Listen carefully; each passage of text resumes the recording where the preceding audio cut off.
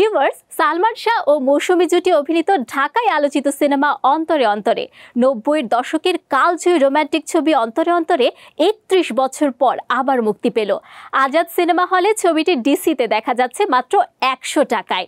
অন্যান্য সিটের মূল্য আরও কম। সো ভিউয়ার্স, এবার দেখে নেব আজকের শোবিজ লিড স্টোরি।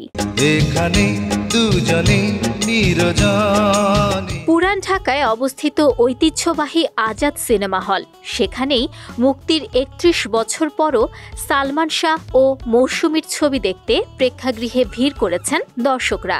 ১৯৯৪ সালে মুক্তি পাওয়া এই জুটির ছবি অন্তরে অন্তরে দেখানো হচ্ছে সেখানে।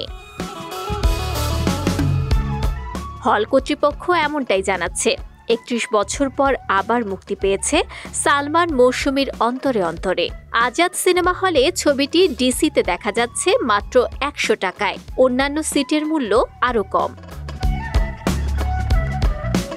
পরিচালক শিবলি সাদিকের হাত ধরে ১৯৯৪ সালে মুক্তি পাওয়া অন্তরে অন্তরে ছবিটি তৎকালীন সময়ে বাম্পার হিট হয়েছিল। ছবির গানগুলোও ছিল তুমুল জনপ্রিয়। এখনও এসব গান দর্শকের মুখে মুখে ফেরে। সো ভিউয়ার্স, চাইলে সময় নিয়ে দেখে ফেলতে পারেন আলোচিত এই ছবিটি।